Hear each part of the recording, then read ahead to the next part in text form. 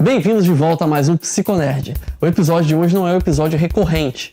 Por quê? Porque há algumas semanas nós exibimos um episódio sobre relacionamentos abusivos. Nesse episódio contamos com a entrevista da psicóloga Laís Tavares. Infelizmente não pudemos mostrar todas as perguntas e respostas por conta do tempo da televisão. Então, hoje começaremos a entrevista um pouco mais cedo para que você possa ver as perguntas e as respostas que não foram feitas no programa passado. Então, o Psiconerd de hoje vai ser especial com a entrevista completa da psicóloga Laís Tavares sobre relacionamentos abusivos. Lembrando que nós possibilitamos isso graças ao retorno de vocês nas nossas redes sociais.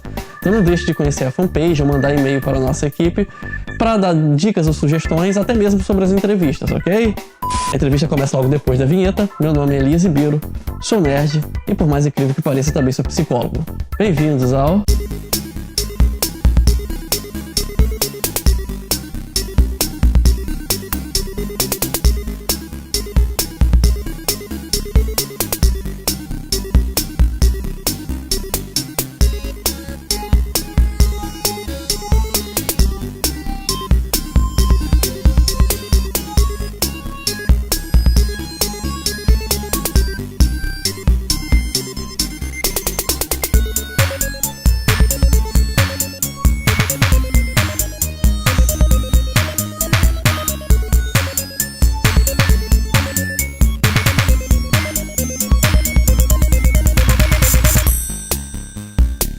E para ajudar a discutir melhor sobre relacionamentos abusivos, estou aqui com a psicóloga Laís Tavares, que vai ajudar a clarificar, a enriquecer um pouco mais esse debate. Tudo bem, Laís? Olá, tudo bem? Então, por que é tão difícil as pessoas perceberem que estão numa relação abusiva? Então, vamos lá. O relacionamento abusivo, ele é difícil de identificar porque quando duas pessoas se conhecem, né, no primeiro momento é aquele encontro e vem a paixão. E na paixão a gente cria o modelo ideal da outra pessoa. A gente imagina a outra pessoa como a gente gostaria que ela fosse e perde um pouco do senso do que realmente é. E é nessa hora que o abusador ou abusadora, ele pega os nossos pontos fracos, né? E é ali que ele entra para fazer iniciar, né, o jogo de controle que vai ser desenvolvido mais à frente.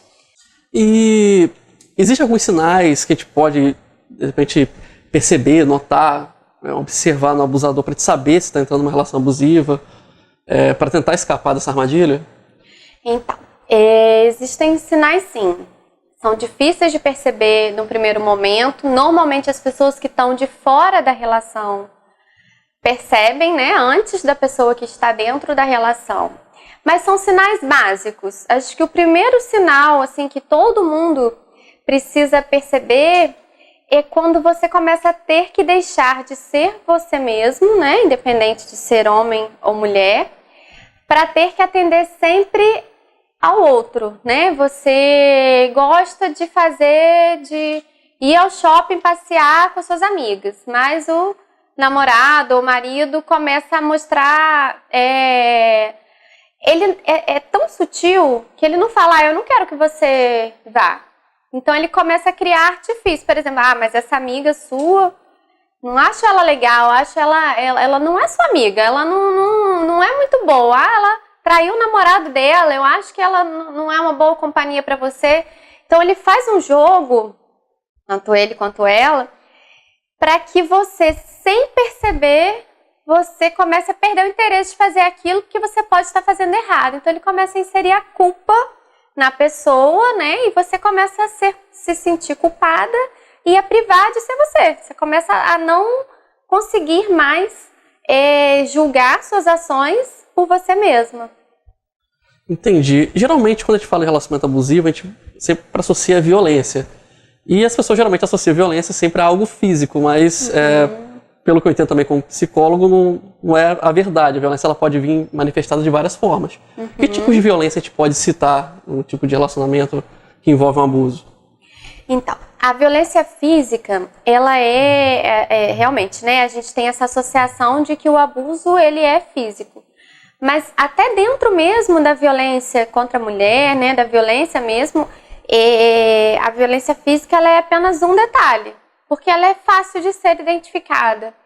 Mas o o maior número de violência e de abuso não é físico, né? É o abuso psicológico, muitas vezes o abuso sexual dentro do casamento, né? Que muitas pessoas nem percebem que estão sendo abusadas sexualmente, mas qualquer ato de relação sexual sem o consentimento, sem o desejo naquele momento, é considerado, né, um abuso, uma violência sexual. E os jogos psicológicos. Então, assim, os abusos do relacionamento, eles podem ser causados de várias formas. Desde, sua roupa tá curta, né, até a violência, o ato em si da agressão. Mas quando a gente fala de relacionamento abusivo, inclui a agressão, mas o maior número do dia a dia, né, do que chegam nos consultórios e tudo, ele vem com uma fala assim, não, mas meu relacionamento é bom porque ele não me bate. Mas, na verdade, a pessoa já parou a vida, ela nem sabe mais quem ela é. Ela tá ali vivendo naquela relação que não tem nenhuma saúde, o relacionamento, e fica aquele jogo imagina que tudo que você vai fazer, você vai pensar o que o outro vai pensar a respeito do que você está pensando. Isso é exaustivo. Então, qualquer coisa que te pese demais, ela não é saudável. Compreendo. E sobre as pessoas abusivas, de alguma forma, pelo menos eu acredito, posso estar errado, elas são construídas, né? Qual é o papel da sociedade, da cultura na construção de uma pessoa abusiva? Vamos lá. Nós viemos de uma cultura machista, né? E antes do machismo tem a questão patriarcal também, né? Fomos criados os homens para serem os provedores e as mulheres para serem as cuidadoras. E aí, ao longo da história, né? Isso foi mudando. Muito recentemente nós vivemos o romantismo, né? De fato. Então, é muito recente toda essa construção de você poder escolher o seu parceiro, você poder escolher com quem você vai dividir a sua vida. Que isso fez também com que as pessoas entendessem que, já que eu posso escolher a qualquer tempo. Então, muitas vezes até entra numa relação, se não der certo, termina, acabou. Então, perdeu também um pouco daquele compromisso. Agora, voltando à questão do abusador, né? A construção social fez com que essa cultura machista fosse sendo passada, mas não é só isso, né? A grande maioria dos abusadores, eles têm uma construção familiar, provavelmente ele vivenciou situações de violência em casa, ou sofreu algum tipo de abuso também, não só sexual, mas aquela pessoa que é criada de forma muito rígida, que não pode nada. A gente tem os casos, né, de famílias que são de regime militar. Isso também limita muito a pessoa, então ela cria formas de movimentar contra aquilo, e nem sempre é para o viés positivo e construtivo, isso em todos os sentidos. Agora nós temos um grupo muito grande também, que a gente não se dá conta, que é em relação à psicopatia, que vai terminar em um relacionamento abusivo, na sua grande maioria das vezes, né, que não necessariamente vai ter a agressão física. Muito difícil, porque o psicopata, ele também, tem uma parte genética, mas tem uma parte também que vem lá da construção, né? Começa num transtorno de conduta na criança e aí, quando não tratado, desenvolve e vira um transtorno de personalidade antissocial. E também tem o fator da relação, também questão de abuso, de violência, de maus tratos, só que esse indivíduo, ele se constitui fora da realidade. É como se fosse o abusador comum, ele tivesse uma neurose. E o outro, ele fosse uma psicose, vamos dizer assim. Ele tem um rompimento total da realidade. Todos os atos dele são só para satisfazer ele. Então, ele não tem ideia do outro, ele não reconhece. O que caracteriza esse indivíduo específico da psicopatia é a ausência de sentimento. Ele não tem empatia, ele não se coloca no lugar do outro. Então, ele constrói uma relação abusiva que não é abusiva só porque ele quer ter o controle, né? O que é diferente do outro grupo, que seria o de não psicopata, vamos dizer assim. Mas ele não é pelo controle só, mas é pelo prazer dele, qualquer tipo de prazer. Então, ele vai fazer o que tiver que fazer para atingir esse prazer. E a gente não se dá conta que essas pessoas estão no meio de nós. Às vezes é um namorado de uma irmã, né? A grande maioria é homem. Existe um número de psicopata mulher, mas é muito pequeno. Tem até uma outra denominação. E essas pessoas, elas são extremamente manipuladoras, sim, mas elas são sociáveis, são as pessoas queridas que convivem com a gente. Os abusadores, de uma forma geral, são pessoas extremamente queridas. São pessoas ótimas, eles precisam daquilo para passar a imagem, né, e poder fazer todo o outro jogo psicológico por fora, sem ninguém se dar conta. Sendo as pessoas abusivas tão eficientes, vamos dizer assim, em controle social, né? Você citou também os psicopatas, que já é meio que de senso comum, que eles são muito bons nisso. Como uma pessoa começa a notar que está no relacionamento abusivo, como ela pode pedir ajuda? Porque eu também entendo que tem uma vergonha, tem dúvidas, tem várias questões e nem sempre elas pensam em procurar um terapeuta ou confiam na família para isso. Como ela pedir socorro? Existe uma estratégia? Depende de quem está de fora. O que acontece é que esses relacionamentos abusivos, a pessoa, ela é como se caísse numa teia, né? Então ela tá ali presa psicologicamente. O outro faz ela acreditar que ela depende, né? Usa frases como se não fosse ter ninguém melhor do que ela, né? Porque ela é suficiente. Então diminui, mexe muito com a autoestima. A primeira coisa que faz é acabar com a autoestima da outra pessoa sem perceber, sem que a outra pessoa perceba, né? Para que ela não tenha força de sair dali. Então, assim, ela começa, mas esse relacionamento é melhor esse, porque tem gente que bate. Então, tem gente que bebe, tem gente que usa droga. Então, o que ele tá fazendo é o de menos. Então, você começa a pegar pelo menos pior nos relacionamentos. E aí, quando você se dá conta que está numa relação abusiva e que você não tem ideia de como sair dali, o primeiro apoio que você pode ter é da sua família. Mas por motivo de vergonha, muitas vezes as pessoas não procuram porque às vezes é um casamento, né? E as pessoas têm dificuldade de dizer que um casamento acabou, porque se sente fracassado ou porque, né, constrói um sonho. A família vive aquele sonho junto. Mas nesse primeiro momento, até os amigos próximos, eles estão envolvidos de sentimento. Então eles querem mais que você suma daquele relacionamento. Só que você não está no mesmo pensamento, você está cheio de emoção, de sentimento, de amor. Então nesse momento, o melhor caminho é buscar uma ajuda profissional, que vai ser uma pessoa de fora, que não tem a ver com aquela situação, e você vai ter, assim, né, um profissional que seja de sua confiança, que você possa entender que ele está de fora e que ele devolve para você aquilo que você traz. Não é uma pessoa próxima que, eu não quero você com ele simplesmente porque eu não gosto dele ou porque eu gosto de você. Não tem nenhum fator influenciando aquele auxílio. Nesse caso, os familiares, amigos, têm algum papel quando a pessoa está procurando essa ajuda terapêutica? Sim, tem sim. De apoiar, fortalecer e dar o afago, né? Fortalecer no sentido de que isso vai passar, porque isso vai passar.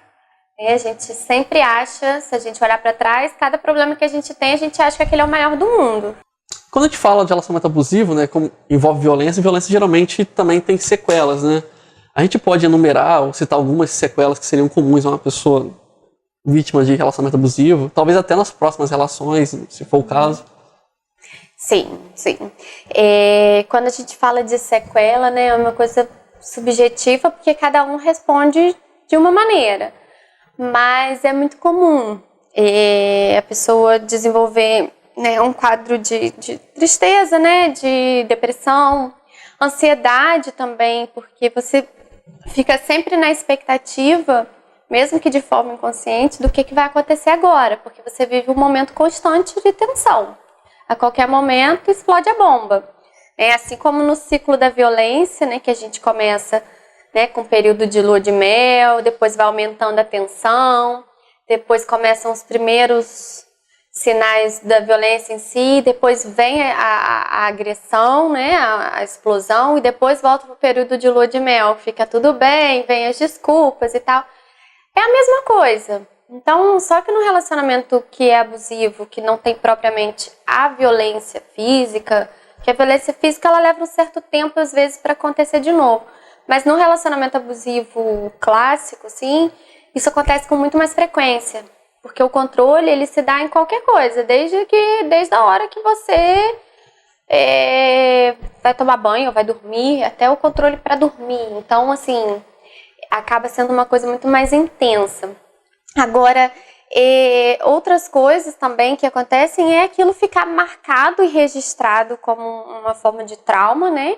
E você achar que todos os outros relacionamentos, isso vai acontecer também. O que é normal, a gente passa por uma experiência, a gente acha que aquilo vai se repetir, né? Aquilo vai como um registro, é quase que um condicionamento.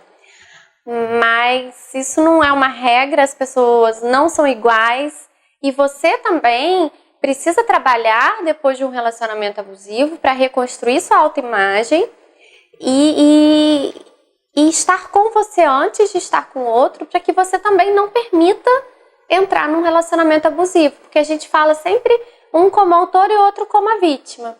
Mas essa vítima também, ela é vítima por falta de conhecimento. A partir do momento que você tem conhecimento, você pode se preparar e já saber, né, o caminho para você não entrar naquilo de novo.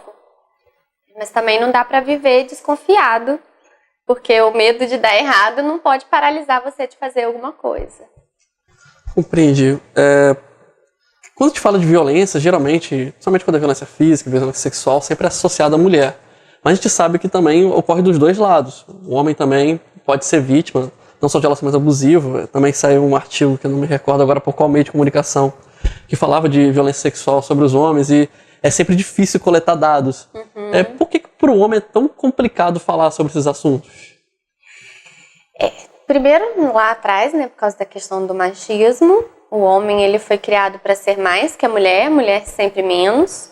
Então, se ele é o todo-poderoso, como é que ele vai ser vítima de alguma coisa? Mas a gente já sabe que isso acontece também. Inclusive, hoje em dia, com a tecnologia, essa coisa da invasão de privacidade, de obrigar a ter a senha um do outro, a senha do celular, ou faz negócio de baixa o WhatsApp no computador para vigiar. Tudo isso é uma forma também de abuso, né? É a privacidade do outro que está sendo invadida.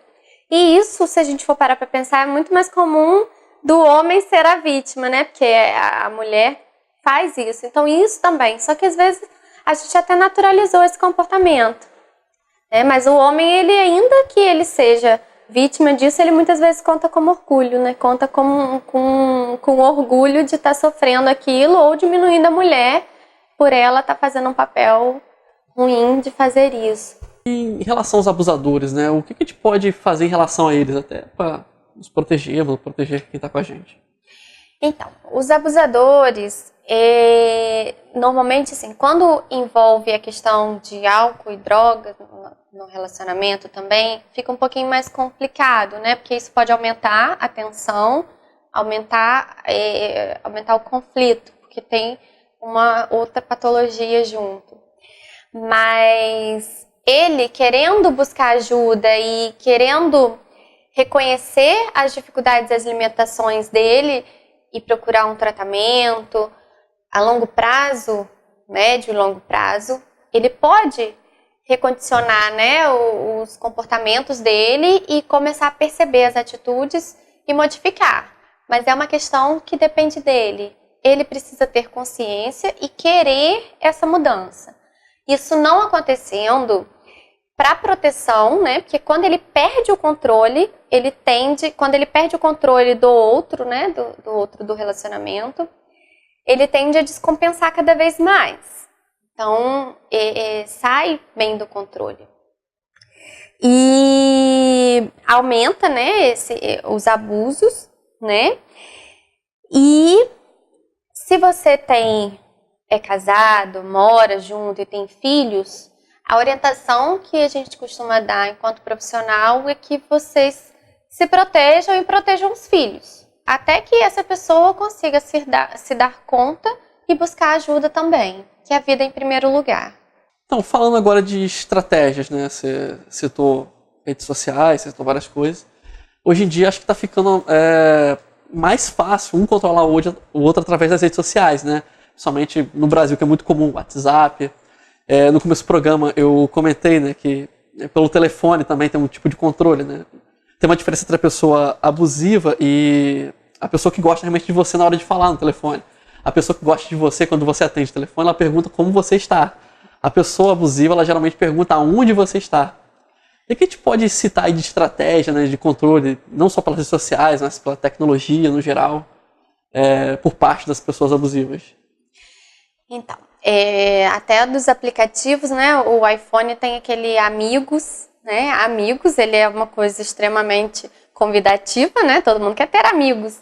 E você pede autorização para o outro, né? O outro aceita e você passa a seguir a vida da pessoa o tempo todo, aumentando cada vez mais o desejo de controle.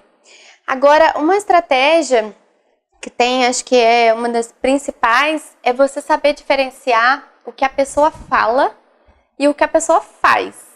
Porque entre o que ela fala, promete, porque os abusadores, eles são muito de promessas, né? Eles encantam com todas as coisas que constroem. Eles fazem você construir um sonho de princesa, que todo mundo, né, cresce com as histórias da Disney. Só que nada disso acontece. São só promessas vazias. Então, assim, como você citou, aonde você está e como você está, é mais ou menos nesse sentido. A pessoa que está num relacionamento de verdade, que ela quer viver aquele relacionamento porque ela gosta de você simplesmente, ela vai te dar provas, não são prova de amor, mas provas concretas. São atitudes, não são só palavras de alimentar. E tem gente que acha que o outro que está falando, mas onde você está? Ele está tão preocupado comigo, ele se preocupa tanto comigo, ele quer saber onde eu tô. E aí nessa você já perdeu, foi no laço. Então quando você vê, já está controlando até o que você vai comer, o que você não vai comer. A roupa é um dos menores dos problemas, né? Se a gente for pensar assim friamente. A gente pode dizer, então, que em relações abusivas, de repente, há um descontrole de humor, vamos dizer assim. Uma hora a pessoa ela é romântica, outra hora ela tem ciúmes. A gente pode dizer também que é uma característica comum dentro de uma relação abusiva? Sim, uma das características mais comuns são a oscilação de humor, né?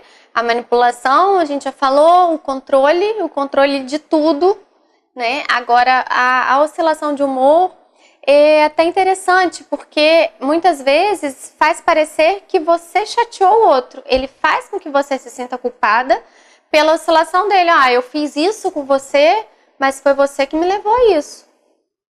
Então, esse jogo psicológico de achar que você é culpada e que você está levando. Se a pessoa ficou chateada que você fez qualquer coisa, mas foi culpa sua. Eu briguei com você porque você provocou isso em mim. Eu me alterei nesse momento porque você provocou isso. Você sabe que eu não gosto disso. E aí, tá indo. Agora, a gente quanto amigo, familiar, seja uma pessoa que a gente consegue ver que está sofrendo uma relação abusiva e provavelmente essa pessoa não vai perceber a tempo que ela está numa relação abusiva, como a gente fazer para tentar ajudar? Porque socialmente é complicado você interferir numa relação, mas também é complicado você aceitar que o outro está sofrendo e você está vendo isso.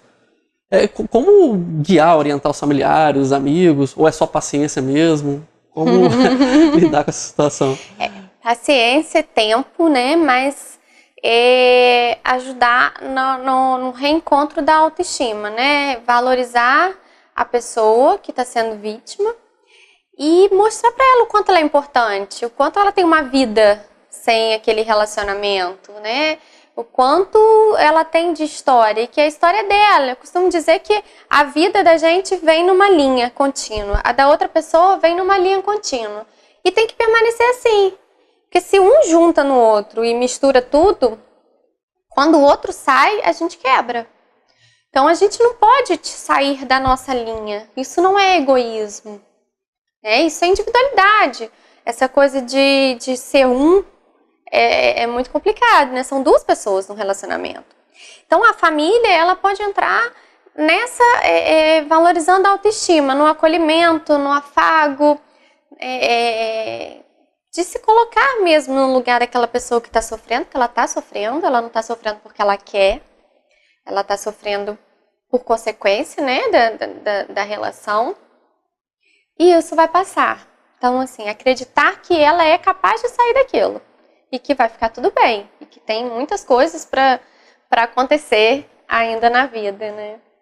Gostaria de agradecer a Laís, psicóloga, que nos ajudou hoje aqui a clarificar, esclarecer mais sobre esse assunto que é tão importante.